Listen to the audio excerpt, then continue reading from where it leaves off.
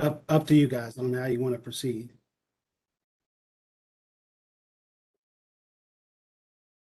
Um, are you going to go through a presentation like you have in the past? Well, our sole goal today is to go over the documents that we sent out, preferably in the order of that we started it, which was first one was the collection system.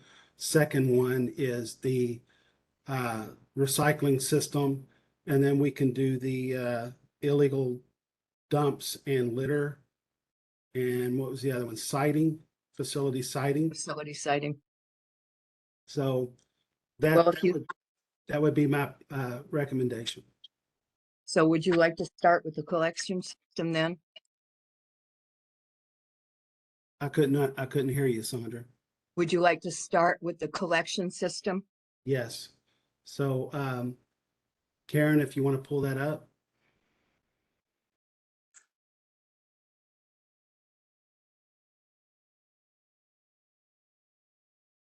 You're muted. Uh-oh, Hello, can you hear me? I can hear you. Okay. Did you want to introduce Sameda, or I was part of our? Go ahead, Karen.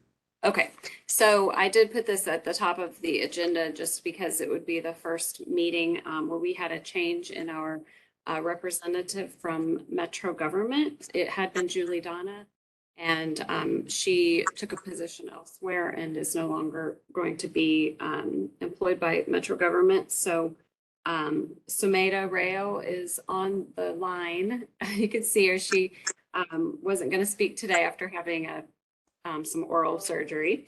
And but I did want to let you know that she worked with Julie in the Office of Advanced Planning and Sustainability as a sustainability specialist, where she works on developing and implementing Louisville Metro's sustainability and climate action programs. She's been here for a year, and previously she worked in the sustainability field in India and within the US, Massachusetts, DC, and Arkansas. She has a master's degree in sustainability science from the University of Massachusetts in Amherst and a bachelor's in environmental science from St. Joseph's College in India. And she holds LEED AP accreditation, and she's passionate about low waste and zero waste living. So I just wanted to go ahead and give her little introduction, and next week, Sumeda, if you want to share any more, feel free to, but I want to be respectful of the pain going on from your wisdom teeth out. So I will go ahead, if we're going to start with the collection system. I do have that. Share. All right, can everybody see that? Yes. Okay. Yes, we can. So, just kind of scrolling through the document. This is the same document that you guys have seen multiple times. After our last meeting, we took back the recommendations from the committee and made those changes and made some changes to bring back. So if we can kind of scroll down, and if anybody has any questions whatsoever about anything that's on here, whether it's marked in red or not, this is the time to bring it up. So, I have a question, Pete. uh-huh. What about on the top of it? What is this collection system? Is it going to be where the city says who's able to collect? Is it going to be an independent bid? What's it going to be? Is it going to be forced bidding from the city? Like we only have one for everything, or is it going to be a bid system? Well, what I can tell you, Bruce, is that the first part of what we're doing here is getting the as is, what is occurring now, the strengths and weaknesses of that system is what is in this document. Any recommendations going forward, such as what you're talking about, wouldn't be in this document. Okay. I can tell you from my perspective, Bruce, and what you can see from this document, the home rule cities and where there is organized collection from, I think, everything that is in here would indicate that there's no need to do anything where there's organized collection. Okay, And it's thank only a you. weakness where it's unorganized. So we had a lot of discussion about organized and unorganized, and the committee tasked staff with going back and trying to redo this. Now, what I did was I took it out of the actual, like the residential municipal collection organized. I took that out of there and brought that up to the top so that it just carries over to the rest of the document. So I tried to get away from using other states or municipalities code because the code language can kind of be a little bit funky. So what I did was I came up with new definition for organized and a new definition for unorganized, and I added /open. So organized, a system where collection of waste is provided by one hauler. In this system, the same truck collects every house or business within set boundaries. Unorganized /open, a system where collection of waste is provided by multiple haulers in an overlapping manner. In this system, multiple trucks collects on the same street, neighborhood, or area. Residents must subscribe to individual waste collector based upon open market rates. So, wanted to get the opinions on those definitions before moving forward. This is Brian. Tell me more about why we want to use the word organized. When you talk about organized, it's just the opposite of that. It's I don't think that open market necessarily portrays the collection method. And when I say method, I'm just talking about how the trucks go through the neighborhoods. And I know that there's people that want to have open market, and that's why I put open in there. And you'll see down later in the document in the strengths section, I do mention the open market system of how people get their services is a strength here. It's a strength, but it's in an unorganized system. So I just think it better describes the collection method of the difference between one truck in an area and multiple trucks in an area. We went back and looked at all the statutes in the state of Kentucky. The words organized and unorganized have never been used in the state of Kentucky. In all of the contiguous states, I went through all the ordinances in the contiguous states, and those words are not used in any of those. The only one I could find was the one you referenced, was Minnesota. And that was done in the 80s per our associates that are in Minnesota. And I'm not even sure why, but would there be any reason? I'm trying to understand the reason for trying to use it, because the industry would use the word contracted there rather than organized. That's what a contracted service is. They pick up, that definition would apply. I like the definition, and I think the definition would apply to contracted as well. And I do like the word open. And by the way, open was used on page 50 of the 10-year study as well. Not unorganized, but open. Right. I understand that. I mean, if there's no, if there's no strong urge reason to use that, I guess my question would be, why can't we use another word that would be acceptable? I'm trying to understand why we have to use that word. Because I think it portrays it's a better word to use when you're talking about the method of overlapping haulers. So Maybe. open doesn't necessarily mean or portray overlapping haulers in the same neighborhood. Open market doesn't portray that so much. Sandra, may I ask a question? This is Mary Rose. Absolutely. I didn't know if people who were not on the advisory council were allowed to ask questions during the discussion. I'm sorry.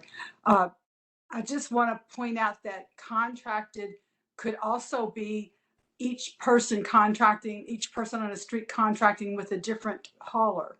So I think that we might, while organized may not be the word, I'm not arguing for that. I'm just saying that contracted may not be the word either. Would it be beneficial if we used organized / contracted and Actually, organized / open market or open? I don't think the issue is contracted or open or any of these. It's where a neighborhood has a single waste hauler as opposed to multiple waste haulers. And I think we're trying to define the wrong thing. Can you give me an example of that? Because I thought that that's what Well, in this, some ways you should do. did, but you're defining the word organized in a way that really says a single waste hauler. What if we just do something that says a single waste hauler in a neighborhood? And then the other one is multiple waste haulers in neighborhoods. And that way we get out of the pejorative of organized and disorganized.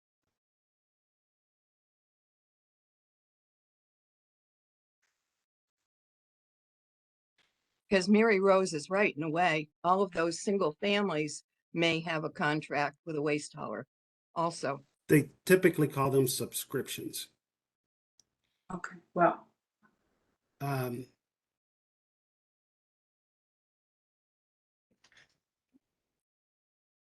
Pete, this is Robert Lee. Can I take a minute? Mhm. Excuse me? yeah, Sandra, Go Yeah. right ahead, Robert. Thank you. Thank you. I have to say that, this has been a big issue for my members of the National Waste and Recycling Association. To me, your response, Pete, was inadequate in regards to why, after 40, 50 years, to change the terminology of what we call subscription and contractual to unorganized or organized. There seems to be some underlying reason in order to do so. And I have to tell you that we are adamantly opposed to using that terminology at all. I mean, even the word unorganized, to me, sounds like, there's no, it's unruly, it's chaotic. We're not that.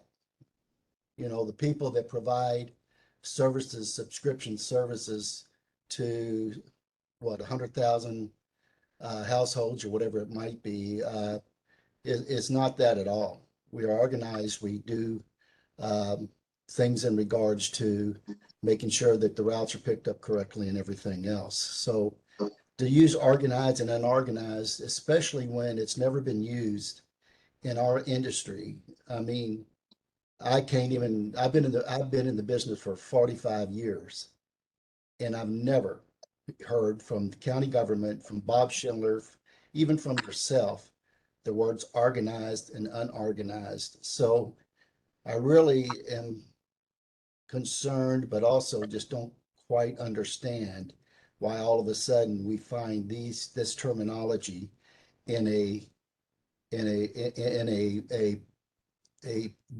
plan that will go forward for numerous years. Organized for the industry almost is connotated with organized crime, which has always been an issue in the past. We want to stay away from that completely. And for someone on your staff to go to a Minneapolis or a Minnesota statute, and as far as we can see, it's the only state that's ever used organized and unorganized within a 10 or 12 state area. and start putting it in a draft that'll go forward for the next number of years is inadequate. The other thing that I don't agree with is why would the definition of any particular type of market be geared to the operational part of that market? In other words, how many trucks are on the road or whatever. To me, a market would mean more in regards to what the consumer is capable of doing or not doing. And for instance, an open market to me doesn't have anything to do with how many trucks are on the road or anything else. It's simply that, individual households can freely choose from numerous professional companies and as opposed to what you're calling an organized system, which to me would be basically, that one hauler is providing the services directed by a local government. That would be more of a description in regards to what is available in our market than what you have here as far as organized and unorganized. If I could, the whole reason that I've used those terms is really for the purposes of separating the method of collection from the services that are provided by the waste haulers. And Karen, can you scroll down to the weaknesses section if you could, please?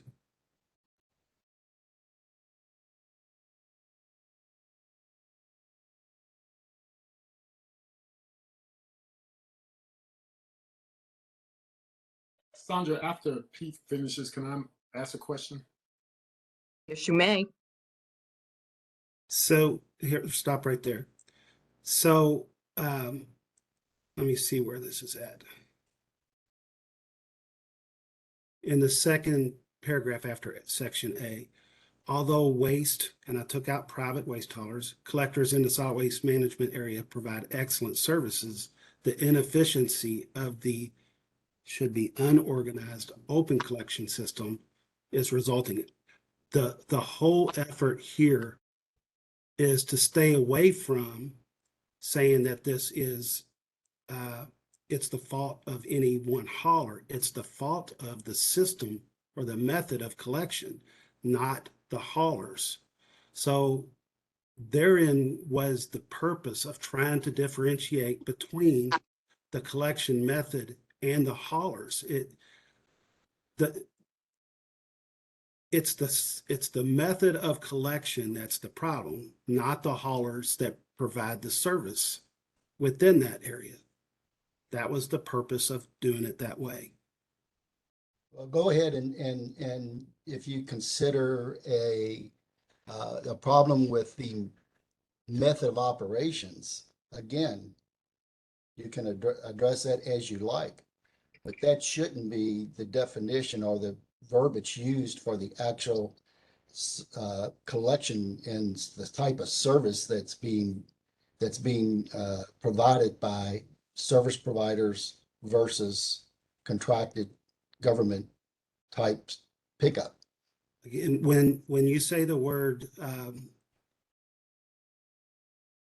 service, or I can't remember how you said it, services or performance or whatever it was, I think that guys do take kind of offense to it, thinking that this is aimed at the haulers that are providing the service, when it's trying painstakingly to not make it about the haulers, but about the method of collection. But if the method of collection results in the same pickup of materials, what is the unorganized portion of it?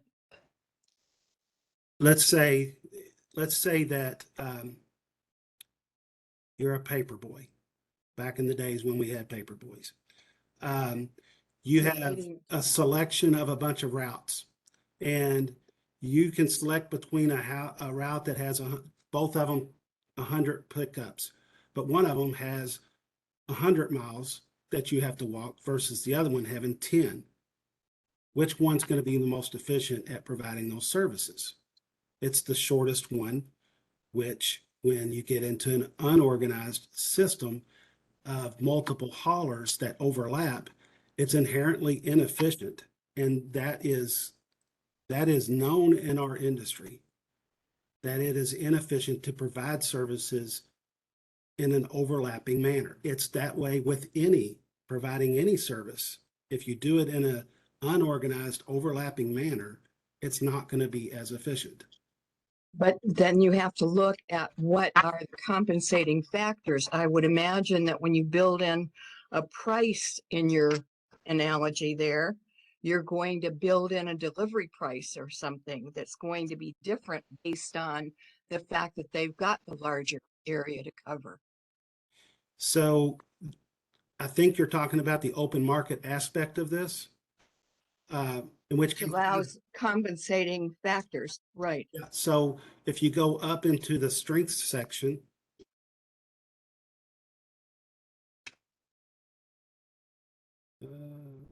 right there, it is mentioned as a strength that there is an open market competition in the subscription areas, and that keeps the rates competitive.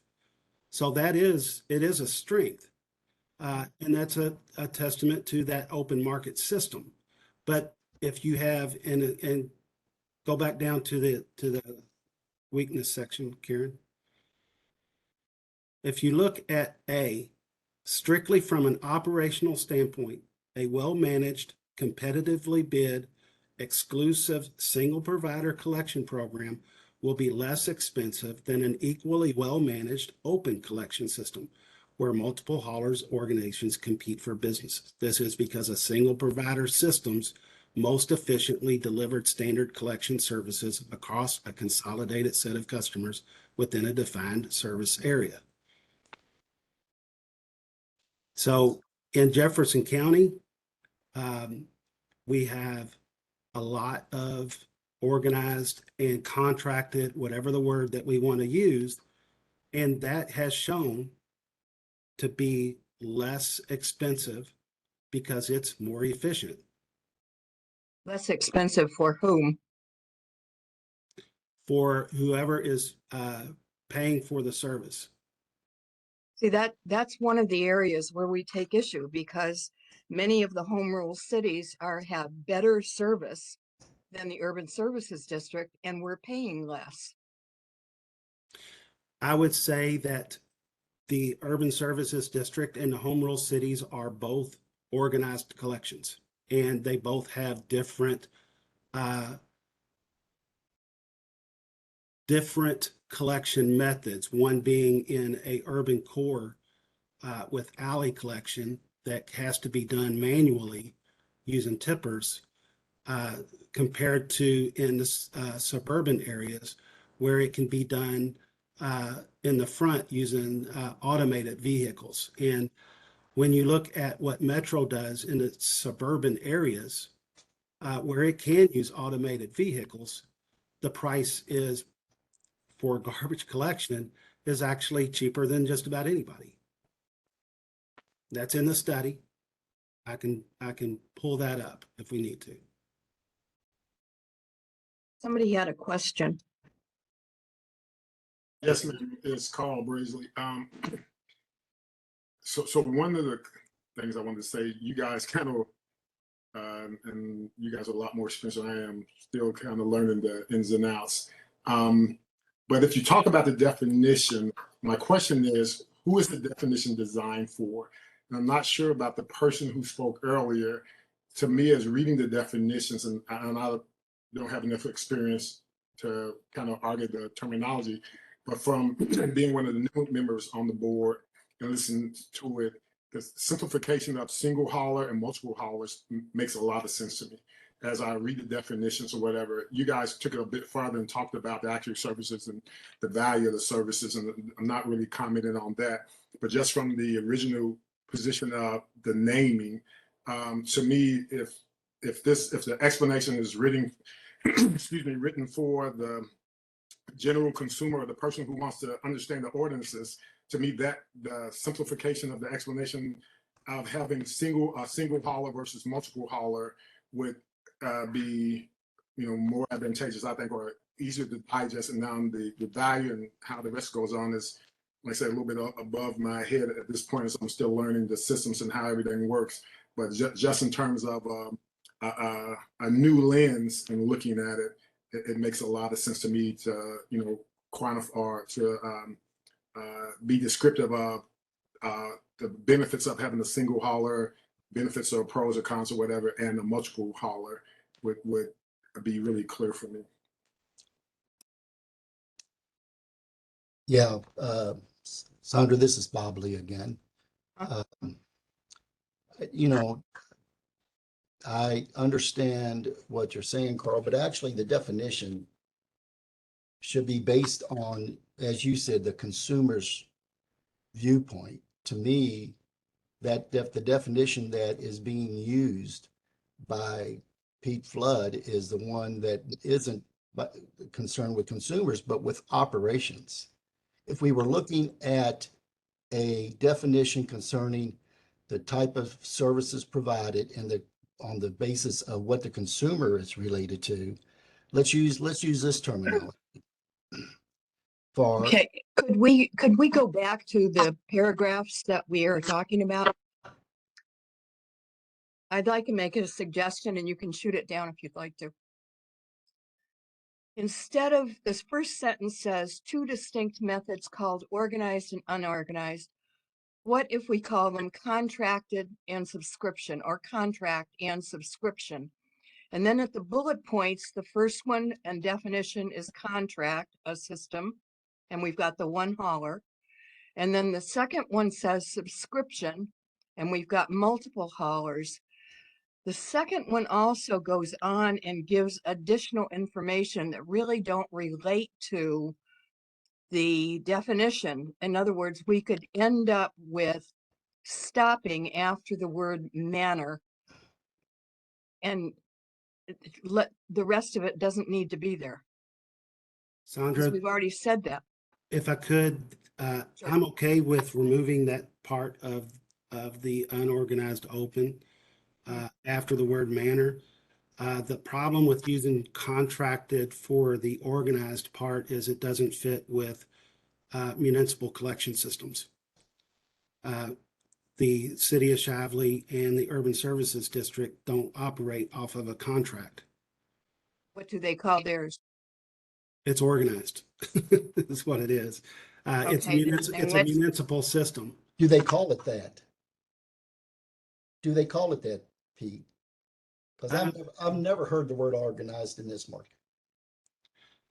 Well, in the literature that I look up, and maybe I just need to look and send some more of it out, it talks about organized more than anything else. An organized. What if instead of, okay, instead of just, I still think contracted is not a bad word. If it's contracted, organized, but in the second one, we take out the word unorganized, open, and we just use the word subscription. Would that work? So Sandra, again, if you guys have such a grasp on this, and like you said, from what I'm hearing is you guys have been around this a long time, but if you're going to ask the voice of the consumer who is not as literate with everything that's going on, the simplification is going to help me understand a lot better. So Basically, what we'd end up with, I agree with you. I'm always for shorter things. We'd end up with those definitions both being a single sentence. And the first one has one hauler and the second one has multiple haulers. I was going to suggest saying there's 3 methods and the third would be municipal. We could do that. But it would still, But if it's different than subscription. to me, that is more of how it's funded, or I can't pull the word. It's municipal doesn't tell the consumer a lot. Contracted is better. I'm trying to get to the root of what it is, which is, you know, take out the unorganized, put subscription, leave organized.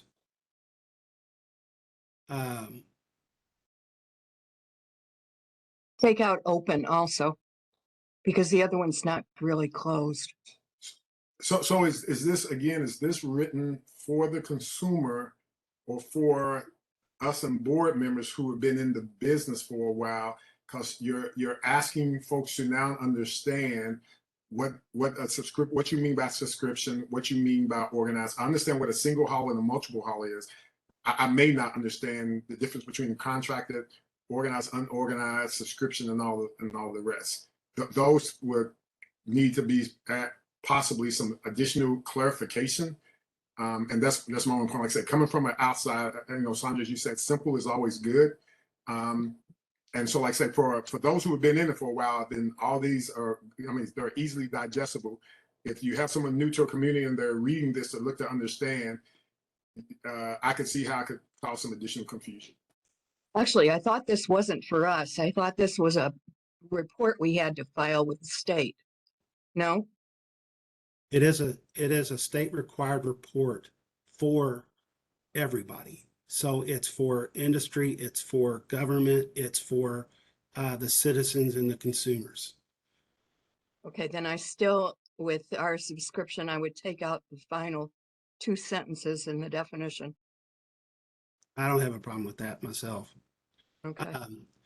Sandra, if I can add, thanks for letting me add on here. I follow up on Carl's point is keep in mind also the topic question you all just answered is this understandable to, in our case, a city mayor, a city commissioner, a city council person that's reading it, if they ever do, or the same way with homeowner associations, which gets back to the layperson or the civilian, but people that are directly involved, say, and I'm thinking this case particularly with cities, where I want to make sure I understand the process, what control I have over it, I don't have, but whatever. I would just throw that in when you're looking at this language. If I think Carl's got a valid point being new to this. If some people may not even know a 109 board exists, but when you do become aware of it and you look at this document, is it going to be understandable even to people who are involved in the process somewhat, but who are what I call lay people? I just throw it out, not for a debate, but when we're talking about understanding the terminology, you might keep that specific group in mind, is all I'm saying. Sandra, if I could make a suggestion, I'm not sure that we'll truly come to a full agreement on this. One of the things that we can do is we can present this as a pros and cons at the next level for more involvement, for more people to kind of see it.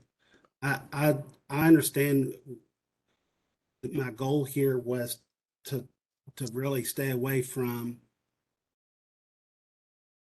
suggesting that it's the haulers that are the problem, which they're not. It's the method of collection. I've tried to do that. I think that the actual definition here, taking out the other part, is fine.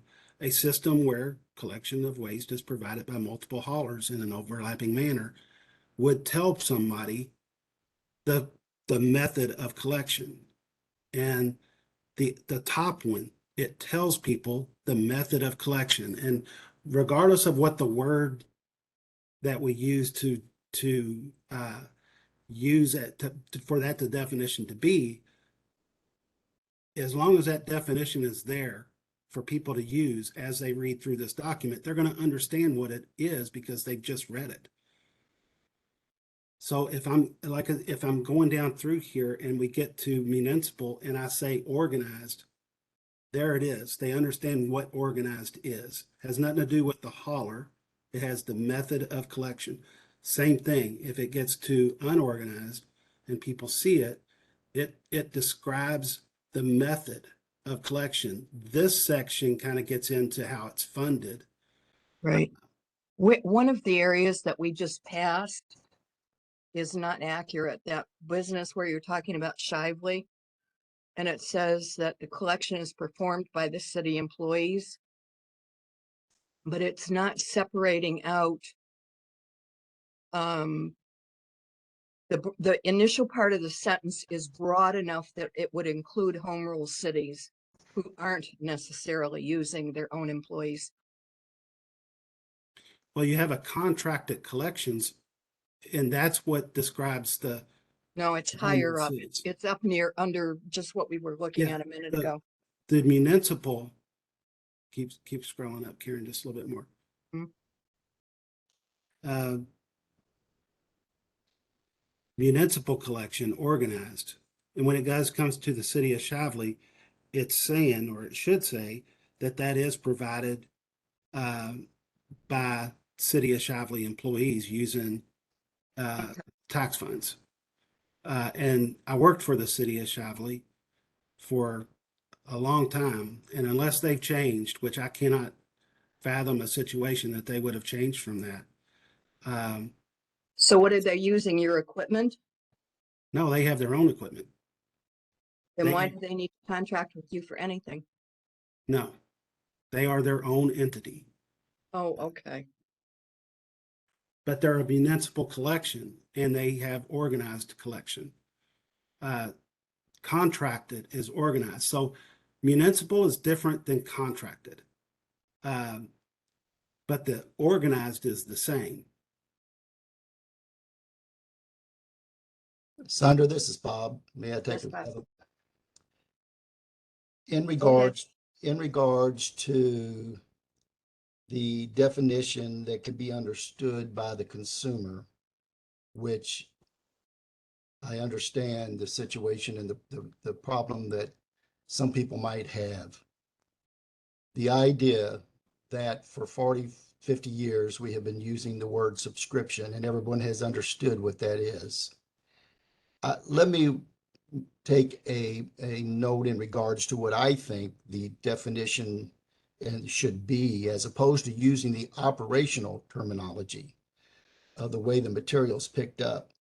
For a consumer to understand what the difference is, I think a definition like this, that a subscription service would be a market area where individual households can freely choose from numerous professional companies that provide choices of service levels at competitive prices.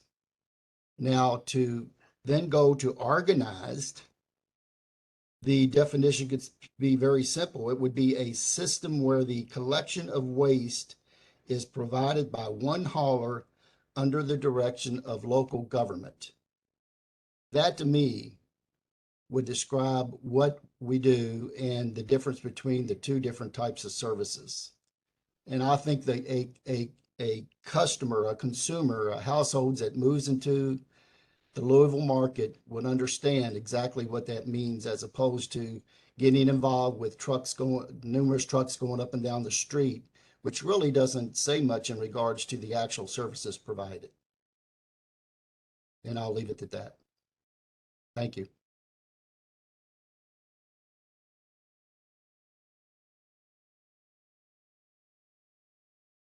What do you think, Pete? I would not be in favor of using the definition in that way. I don't believe that it. I think it's longer. I think it's more confusing. But that's me. And again, this is for everybody. It's not just for the consumers. It's for government and it's for the state. So I think we need to try to keep it as simple as possible. I think those definitions that we have do that. And, as far as, and again, I keep coming back to this. I'm not talking about the services. I'm talking about the collection method.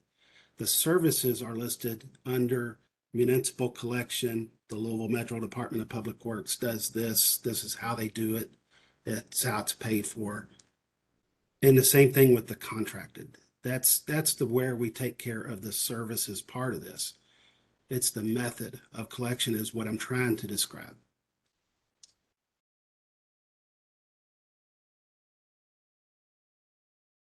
Anybody else have comments? So we go to the next issue. Sure.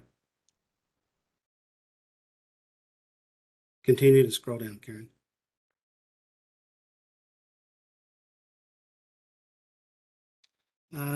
Stop right here. This goes to the same issue. I don't know if we want to go into that at this time, but basically it was to build out the subscription collection. Residents must have mandatory weekly garbage collection as required under ordinance. Recycling and yard waste collection is optional for the residents to subscribe to, but must be offered by the waste collector as required under ordinance 51-300. Any issues with that?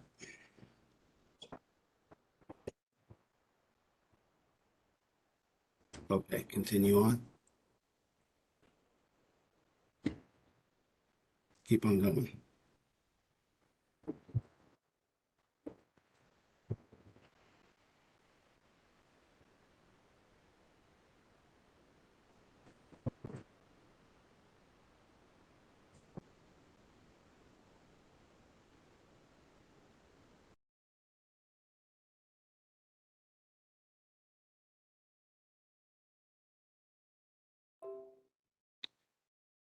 This comes into whatever we want to call it.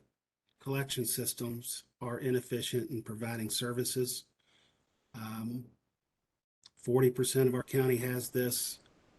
While this system is also mentioned in the strengths section, due to the open market approach, it is also listed as a weakness because of the inefficient overlapping method of collection. This inefficiency is noted in the study where it gives that definition. And although the waste collectors provide excellent service, the efficiency of that, whatever we call it, system has resulted in those residents having, I can't read, the lowest average level of service at the highest average cost per household. Conversely, organized collection systems, whatever we want to call it, within the solid waste management area has proven to be the most efficient at providing services. And then I got the examples of the cost from the study as links.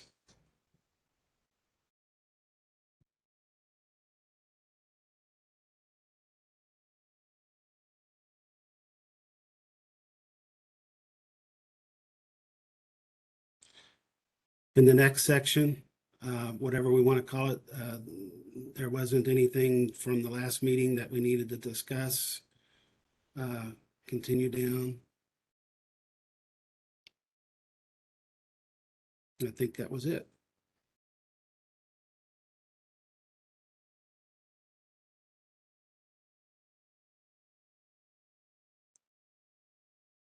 So where do we want to go from here? Let me ask a question, back to what took most of the discussion today at the beginning. How did you all conclude, Pete, you referred to when you moved this on, I assume up to the public hearing or 109 board or whatever. How did you all resolve what you're going to move on? The advisory committee bylaws says that we should strive to consensus. And if we can't really get consistency, if we can't get agreement, then we vote, we see what we want to do, and then we present pros and cons to the board, who is the ultimate decider. So the 109 board. So it'd be like a majority report or minority report type thing. Yeah, I would think so. We've never really had to come to that. Okay. I'm just trying, yeah. Well, and right now we haven't voted. We've all just expressed opinions. Right, We don't right. know exactly how an advisory committee vote would come out. That's true. No, I agree, Sandra. That's why I was just, for my sake, since I'm not excuse me, a regular part of this. I was just trying to understand the next steps.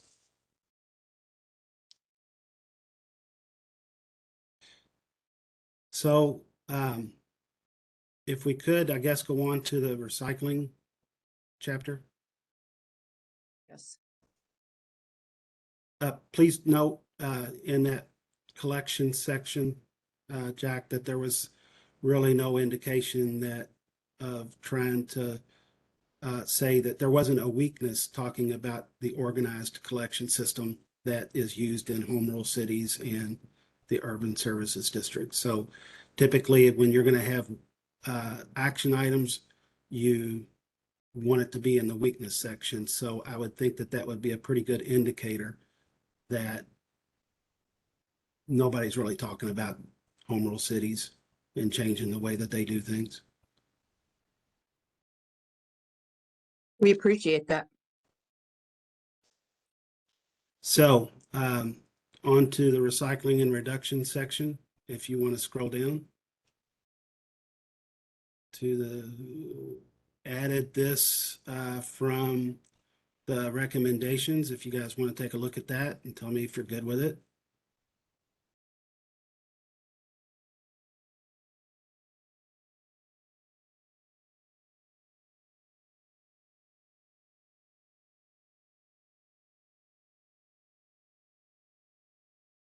Everybody's okay with that? I do want to point out that Marie F. had sent me a list of items, and I have made those. It's not on this one because this is what was sent out, but they weren't necessarily substantive.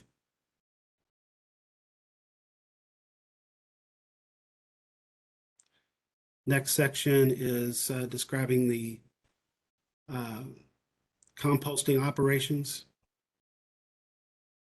Sandra, Yes, may I ask one quick question? certainly. These red highlights were not in the handouts you sent Friday for the meeting today, right?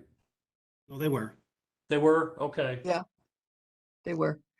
Okay. I guess mine didn't print in color. I can't. But it would have printed underlined. Did it print underlined? No. What version? Your setting Yeah. I just under print- review. Yeah, let's see. This is under 6. It could be your setting as far as if you were looking at. Is it? Okay. With Okay. reviewing or if, you can change it to where it looks like it would if you accept all Gotcha. the changes. See, I'm an idiot on technology, so you're going to have to forgive me. So thank you, Karen. I remember this particular edition where we thought it was helpful to get some credit for the fact that Smith Creek is so large. Next section. There was concern last time that we only listed what was really kind of in the ordinance, and we do much more.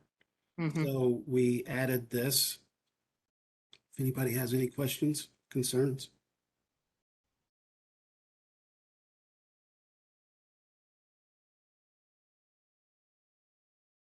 Continue on.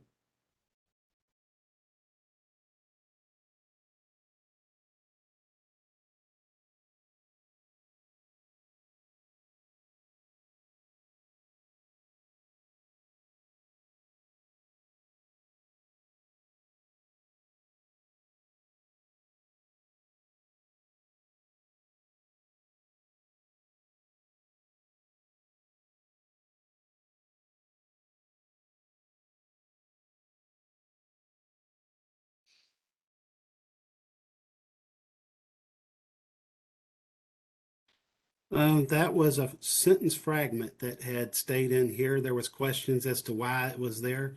It was just a sentence fragment. It's gone. Added the section underneath the self-haul. Committee suggested adding, there was only one household hazardous materials drop-off. We, if that's okay with everybody, what we added.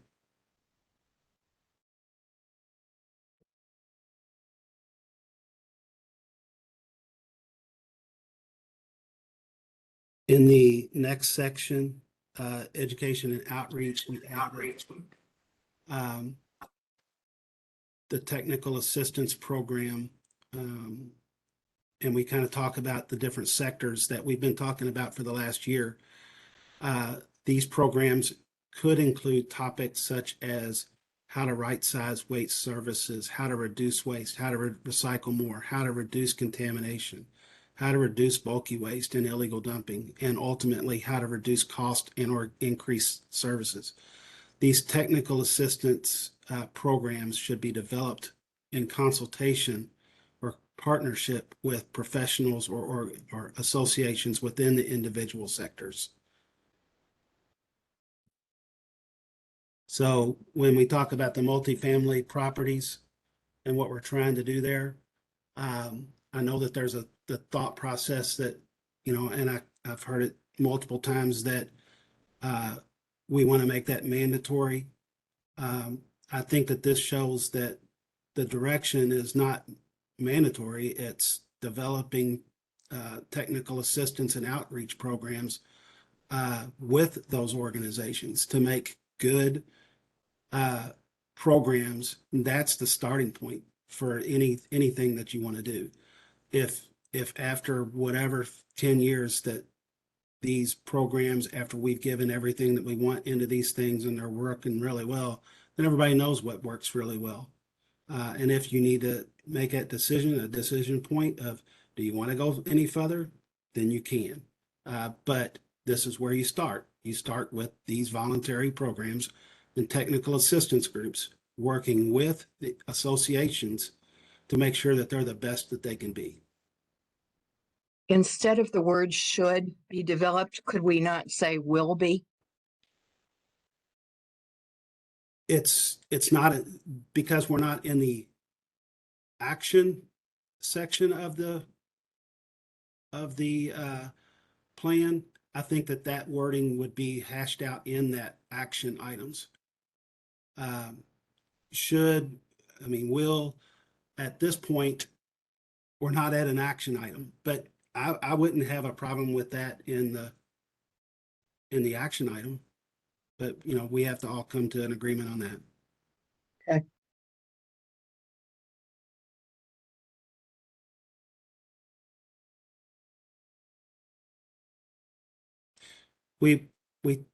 Karen and I went round and round about this, and Karen kind of came up with this after our discussion.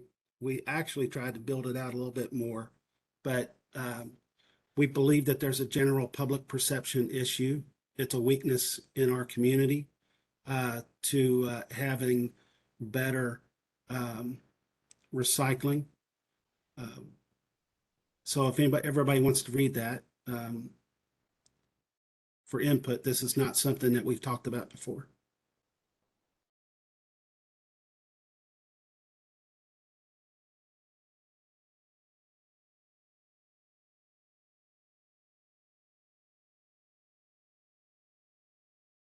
Any comments?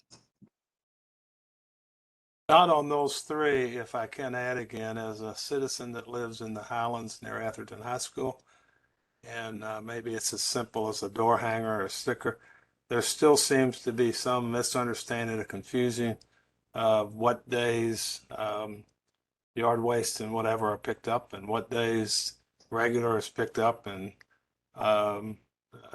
we may be dealing with an older clientele that's not very up to speed. I don't know, but just talking the neighborhood, there still seems to be some confusion on that. I don't know if y'all hear that in other places, but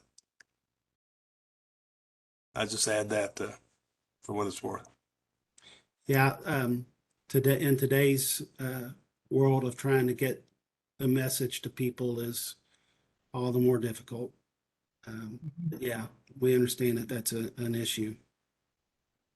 I don't know if you could just come up with a sticker. It would take some time on one route that you stuck on my can. So obviously I can't miss it, but that's a little extra cost and time. But just it's just kind of interesting that it is what it is. So Yeah, every transition it does take a while. And, all right. trying to get that word out is something that we do. And of course, when you're trying to put a sticker on everything. It's a cost issue. Oh, I understand. Yeah. Any other comments on that? Okay. Continue. And we're ready for another topic, aren't we? Did that get us to the end? I Okay, think good. Awesome. So, we're at open dumps and litter. yeah, are we good with that document then? Can we? Sandra, I'm sorry, I was trying to ask a question and I was muted, so you all didn't know that. Can I ask a question about the recommendations on Alrighty. that section? It said that the label should have language that's the same throughout the county, basically, would be provided to households. But don't different haulers take different recyclables? That So is, if that Rumpke is, is your collector, don't they take different recyclables than Waste Management? yes, it is. There's two. Karen, do Yeah, you want just to? it's the facility that it goes to that's different, not necessarily the haulers. So it depends on where the hauler is taking the material. Since Rumpke has a facility in Cincinnati, they do take their own material there. There have been some recent changes in accepted items that is making our lists get closer and closer to being the same, but you're right, it's not exactly the same. But we do deal with that in the same way through the national companies that have accepted items lists online that are supposed to, people find them and they might not be really for their city. So we run into that in that way too. Was there a particular? No, I was just concerned about making labels for the whole county when people's recyclables may be different. The other thing that I was concerned about is that you all suggest putting the recycle and garbage under one line on the contract and have people paying for both of them.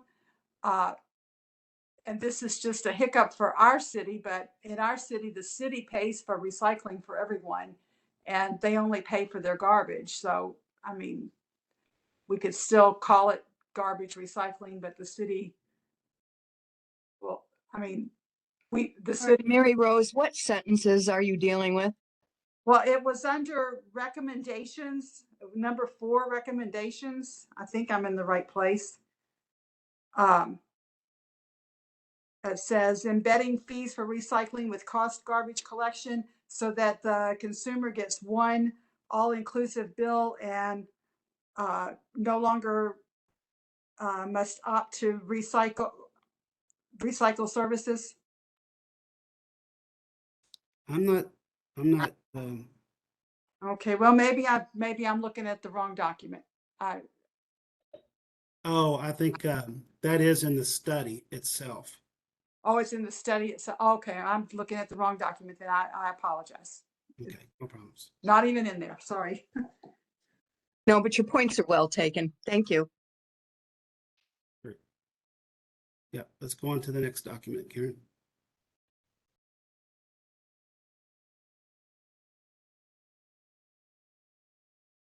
What was the next one? Let's go on to the open dumps. Is that okay, Sandra? Is that what you said? Yes.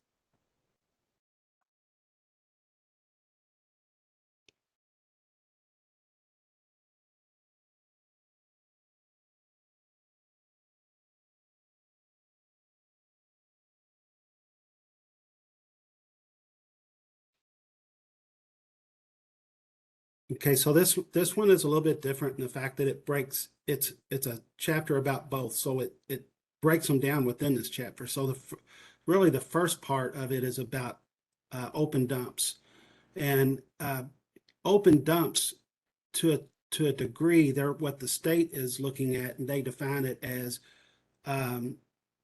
what's more than 2 cubic yards of waste in a confined area. So they have an illegal open dump grant that we could utilize for certain things. And so some of their focus is on those types of dumps that we're going to make a grant application for.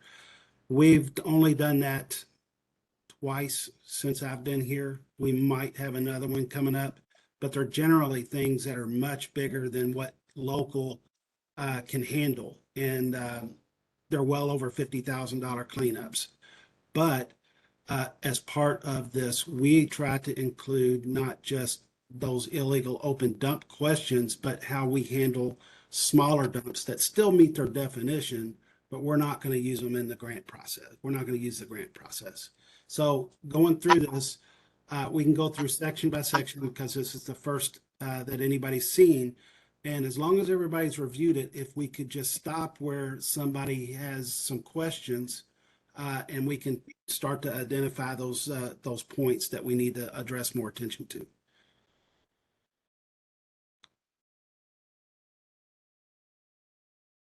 So anybody want to holler out whenever they come to a section that they might have a problem with, please.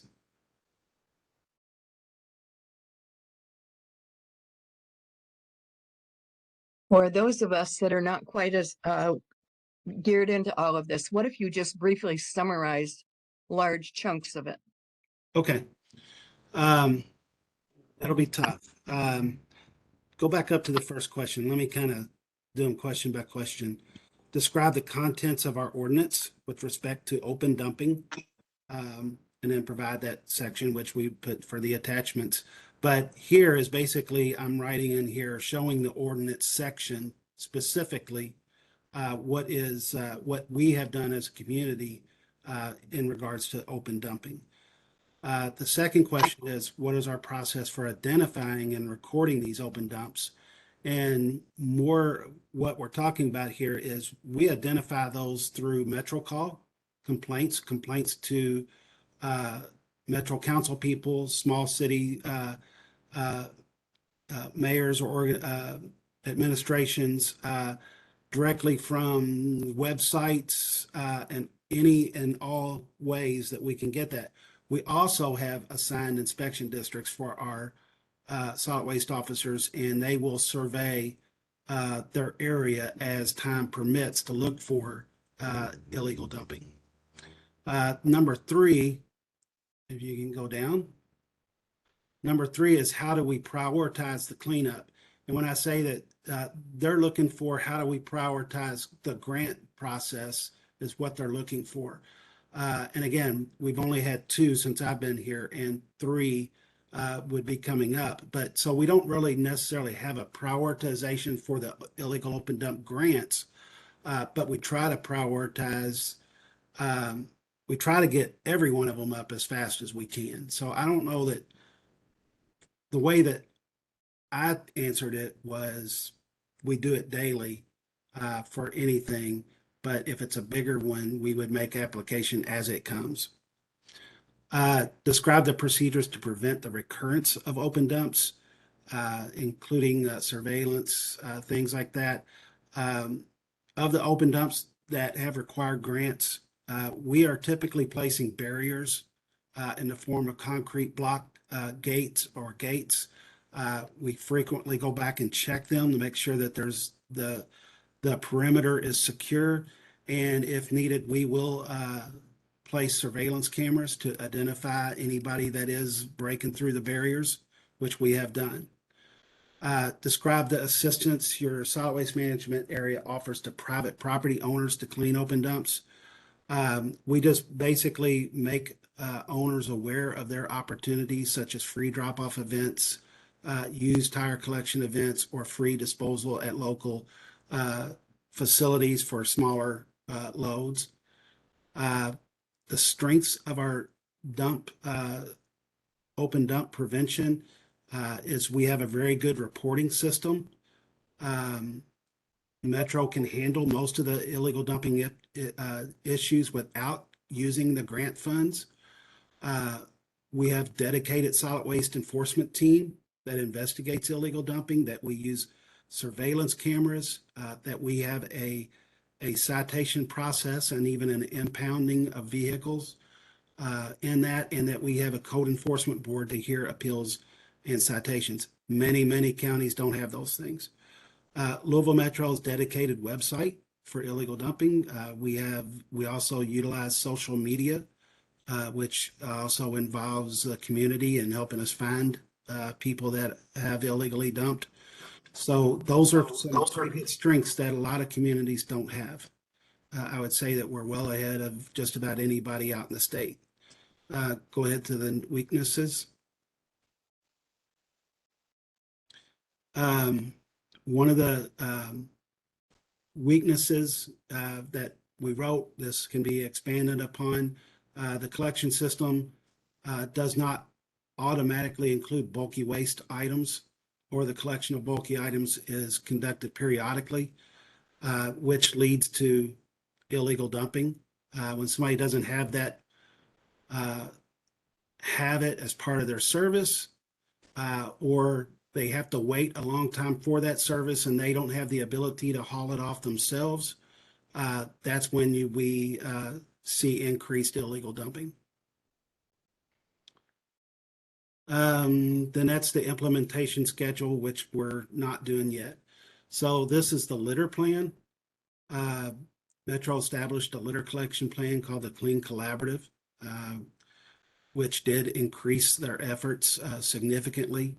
The Clean Collaborative stakeholders and roles, which includes Public Works, it includes the Waste Management District, it includes Brightside, it includes the Downtown Partnership, it includes Goodwill Industries. Can you scroll up, Karen? Sorry. So that is basically what's in the Clean Collab program. There are probably many other organizations out there that are doing cleaning. They're not necessarily under that umbrella, but they're out there cleaning, and it's too many to list. We also, in this community, we do cleanliness assessments to score roadways to see what their level of cleanliness is. We have cleanliness programs, which is more or less the operational side of our cleaning efforts, and it talks about our focus, where we're trying to do our litter collection. If you can continue down, Karen. How we pick them out. The interstate litter abatement and mowing cycles in Jefferson County, that's an ongoing issue, because Metro cannot go onto the expressways or the ramps. And the state kind of controls everything on there. And I know that they've looked awful, but we're trying to work with them to get more done. Then it talks about the right-of-way, the different things that we do. We got the right-of-way grass cutting and litter abatement. We've got Brightside cleanups. We got Brightside litter routes. We have viaduct cleaning. We have sites for abandoned construction. We clean sites for abandoned construction equipment. That's a big problem. We have scheduled street sweeping, both in the urban services district and the suburban areas. Vehicle accident cleanup. We get those complaints and we go out, but that has become a much bigger issue than it used to. The Clean Collab abatement routes, which is 561 miles of roadway that we try to clean as many as we can throughout the year. Major events cleaning, we have to clean around those major events.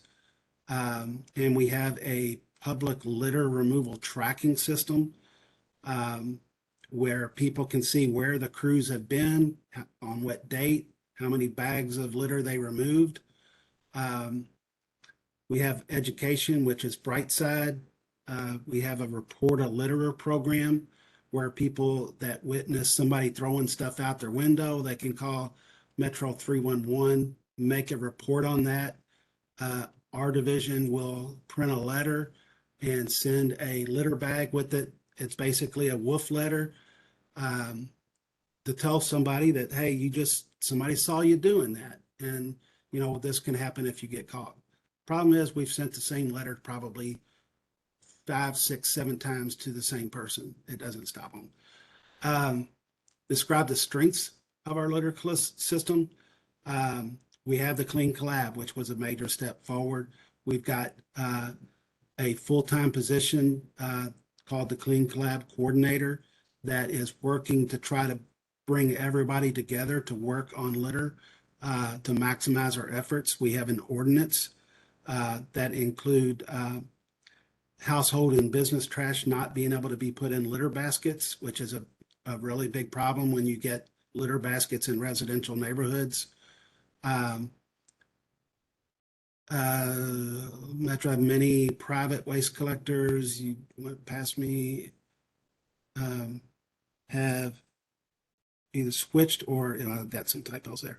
We're in the process of transitioning from 18-gallon bins to 65 or 95-gallon recycling carts and lids, which prevent litter. We have volunteer cleanup opportunities.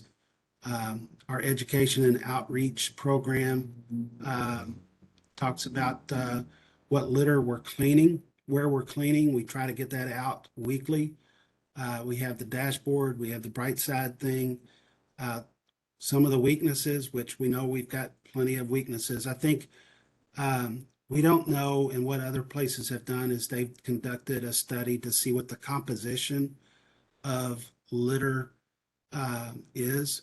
I don't know if anybody's ever seen it. There's a worldwide program called Literati, where people can geolocate and take a picture of the litter, and you can search it and you can actually see what litter is where in your community. Sometimes that's led to community action to go after a certain company that's causing a lot of litter. But we need to know the composition of our litter out there to better understand how we can prevent it. Go ahead and go down. We don't have any survey or community metrics, but we do believe that the community perception is that we're not a clean community.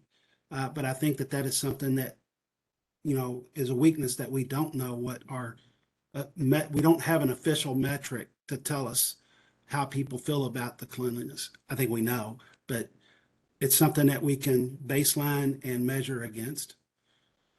Litter containers, they're not always in the right place. It does no good to place litter baskets on a road where there's no sidewalks, there's no bus stops, and the litter is created by people driving past or blowing out of a pickup truck. They're better suited to be more dense in areas where you have a lot of pedestrian traffic, where you have walkways away from certain stores, convenience stores, walking paths, at bus stops and those types of places. Our education and outreach and communication and prevention, we don't have a strong anti-litter messaging campaign. There is one out there, but it's not far reaching.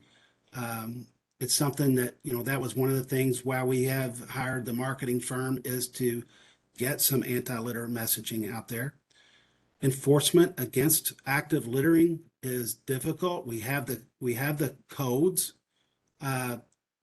The problem is that it's not really being enforced, mostly because it's a lower priority.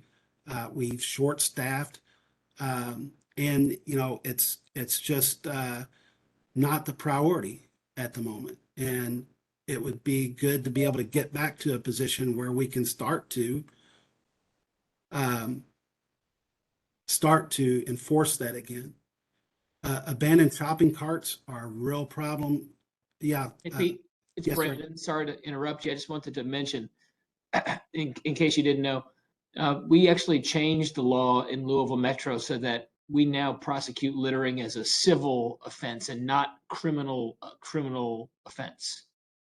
We did that a couple of years back, if you remember. I do remember, but can it still be enforced criminally? I don't believe so. I can call up I can send you the exact language, but the intent of this is one of those rare cases where the state actually gives localities the option whether to enforce it as a civil infraction or a criminal law. And so we changed it to a civil infraction under the theory that would make enforcement, it would encourage enforcement, because you can understand why a police officer might not say, I'm not going to arrest somebody or send them to jail or, go through the court process. But if I can just write them a ticket, then maybe that reduces some of the friction in sort of littering enforcement. It's not a big deal either way. I just wanted to flag it for you since I noticed this in the notes and wanted to jog your memory. I think that was in 155. I think that's why I got 155 there. So we'll have to take another look at it. Thank you, Brandon. Abandoned shopping carts are a real problem in certain parts of the area. I mean, sometimes it's 7, 8, 9, 10 shopping carts get left in a very short amount of time in certain areas. There was an attempt to try to do something about ordinance on that, but it never materialized. But the issue of shopping carts is still there. In the waste collection system, the announcement-based collection system of unlimited bulky items that included smaller items in bags and boxes was a big problem in creating large amounts of litter in the urban services district. No organized collection system for litter containers outside of the urban services district, where any litter containers need to have a collection agreements in place with a private hauler or business. That's one thing that we're working to rectify. Overflowing garbage, recycling, or litter baskets, garbage and recycling containers that are left unsecure, setting that collection point attracts scavengers. Vehicle wreckage has definitely increased. Tow operators are supposed to take the pieces of the car with them when they tow the car away. But for some reason, nobody is doing that anymore, it seems. And we get so many calls for vehicle wreckage on the side of the road. So we have a weakness in our system there. Is that it, Karen? 5 for 5? Yep. I'll look at that, Brandon. I think you might be right. It should have been 156. Anyway, does anybody have any questions on the open dump and litter sections? If we believe that we're pretty good to go, then let's go on to facility citing.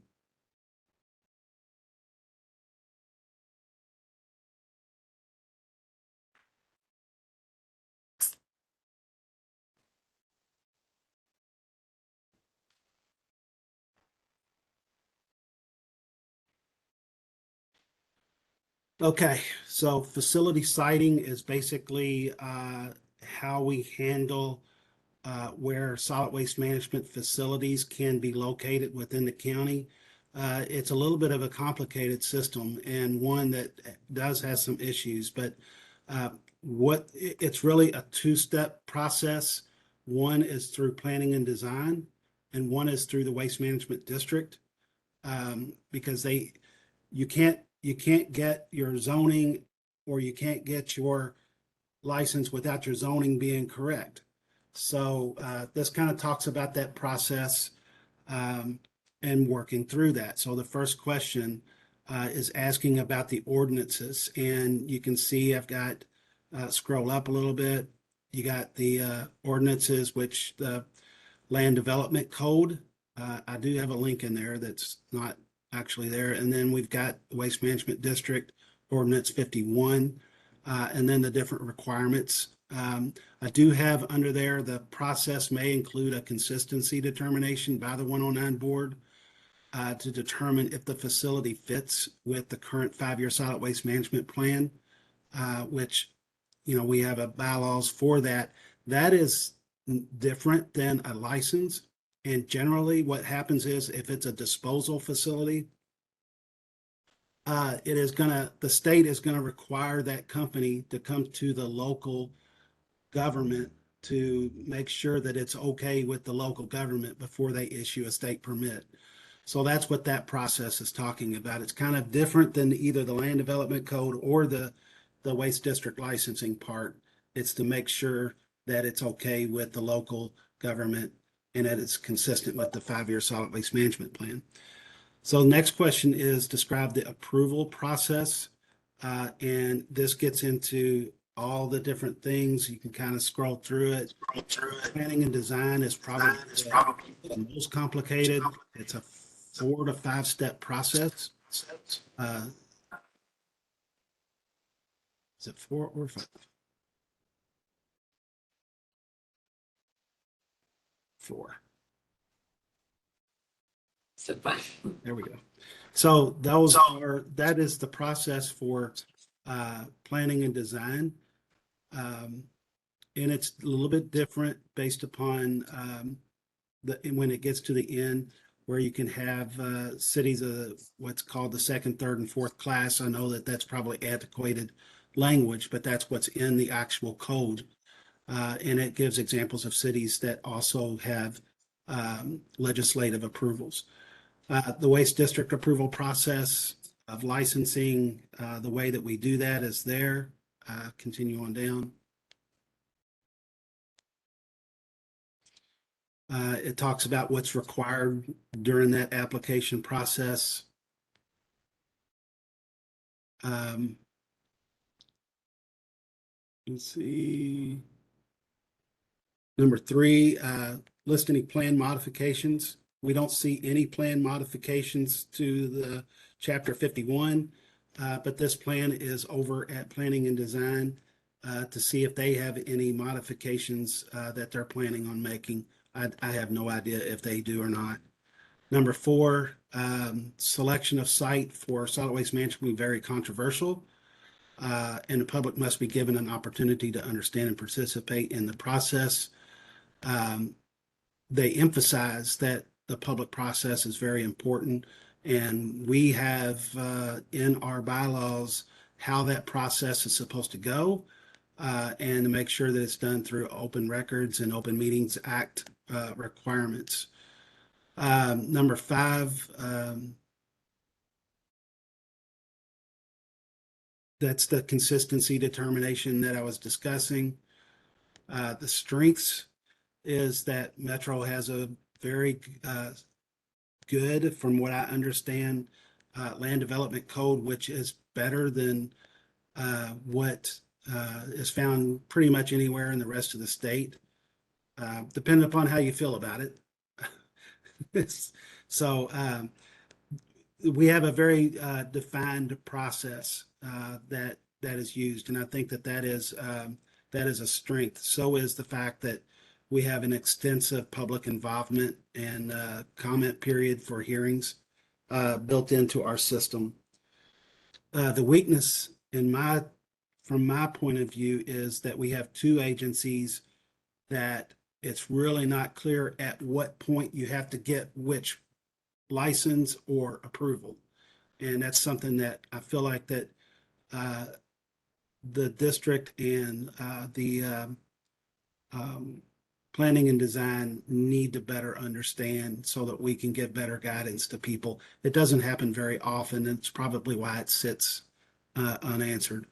And then there's the implementation schedule, which we're not working on at this time. So any questions about facility citing?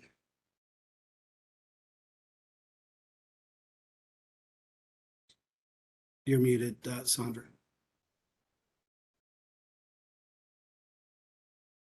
When was the last time you had to do one of these? As far as licensing, we do licensing every year, but it's generally renewals, and any licensing, new licenses has generally been on the waste hauler side and not a facility side.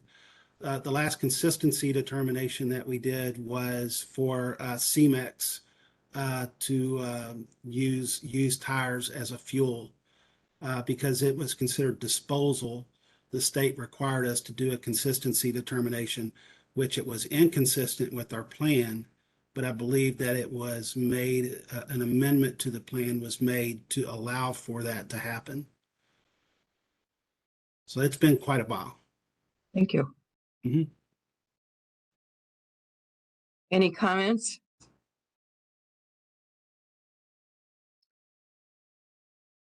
All right then, what would you anticipate, Pete, is the next step? working on the disposal chapter. We're delayed in getting some of the information from the state. They have generally sent out population projections and waste generation projections for the next 5, 10, and 20 years.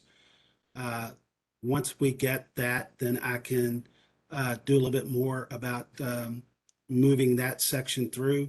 We also are in the process of updating our debris management part of that disposal section. They asked for the debris management plan, which we're in the process of modifying. It's a huge process when you start to involve FEMA and all the rules and stuff that we have to follow. Plus, there's a lot to take into account, and we can definitely do a better job as a community on debris management. So I want to get a little bit further down that line before I complete that chapter. So after that chapter, there's only the background section and the financial sections left of the plan. The financial section is waste district money projections that go out. I've always had a problem with that section because how detailed do you want me to be, and how accurate do I have to be? And what they will tell you is do the best you can. The background section is just a lot of paperwork as far as who's the governing body, area designation, and of the solid waste management area and stuff like that. Once we get through with each one of these chapters, it's going to go back into the actual document. We pull it out of here, the actual document, because it's so much easier to do it in Word form. And then we'll input it back into that form, try to get through all the editing issues that we have with it. And then our next step from there is we're all pretty good with what we have. Then we start to look at the action items that come from the weakness sections that we've identified. And at that point, that's when we're going to have the board retreat to start looking at and understanding the what we've written, the as is and the strengths and weaknesses. Then we have that retreat to look at the action items or potential action items, and we get into a room and we come up with what those are going to be. And we agree that this is the draft plan at that point. Once we have that, then it goes out to immediately thereafter, it needs to go out to a 30-day public comment period. It has to be published in the newspaper and advertised that we have this plan, come look at it, give us your comments. We need your input and involvement. After 30 days, people have had a chance to give written comment. We have a hearing that members of the community can come in and give their input to the board. And once the board hears the public comments at the hearing, once they've reviewed all of the written comments from the review period, then the board can either adopt or say, nope, this needs more work. But if they decide that they are going to adopt this, they do it through resolution. Once that resolution is approved, we take that plan, we send it to the state. The state has so many days to review that plan and give their approval back to the county saying you officially have a 5-year solid waste management plan. It sounds like you're very close to being on track with the timeline that you talked about earlier. I would love to say that I feel like that we're on track, but I feel like that we're behind. And because I think that I knew that after the first and second chapter, those two things would go a little bit faster. But still, I think our next step that we've got to do, aside from finishing the chapters, is a lot of talk about what actions that we feel need to be taken to address the weaknesses that we've identified. And I think that that's going to be a difficult process. particularly going back to those two chapters, because I know that we're not going to have full agreement with people. But, we have to work through that. So do you anticipate we'll need one more additional meeting for the early part of the process? I'm actually thinking that we'll probably need 2 to 3 more meetings for us to be able to get to the point that we can have our, what I would say our retreat. And I want to, I feel like that's what it's going to take. And again, I've got some things that I got other agencies and like planning and design that I still have to get stuff back from before I'm totally good. But I think guess it might help if we don't have to do it now, but if you and your staff would take a look at the calendar and possibly put us on notice of what dates you might like to do those other 2 or 3 meetings, because otherwise we may have problems with not enough attendance. agreed. We'll do our best to do that. I do know that we're trying to work back from the October 1st deadline, and to try to give ourselves a little bit of cushion. But I just feel like it's going to be pretty difficult for us to get all this done in time. All right, is there anyone who'd like to be heard on any item pertaining to what we've done so far on the agenda?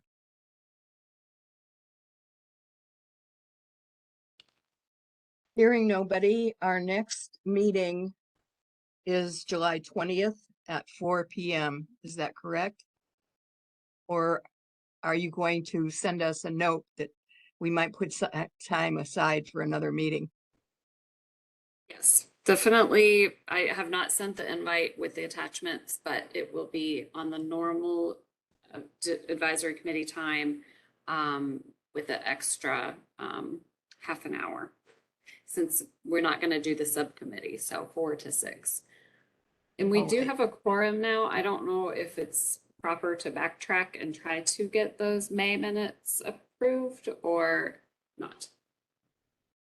The May minutes of the advisory committee? Yes, All right. those.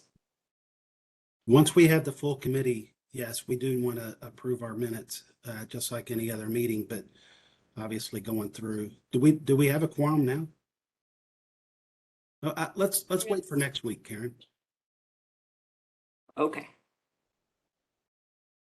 Yeah, I don't like necessarily having meetings during the day that people can't attend, because I just want everybody to be as involved and informed as what they can be. Well, I'd entertain a motion to adjourn then.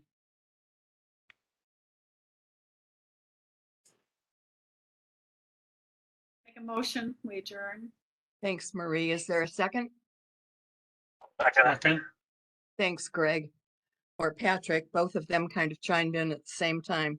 All right, we're adjourned then until the next meeting. Thank you. Thank you. Thanks, guys.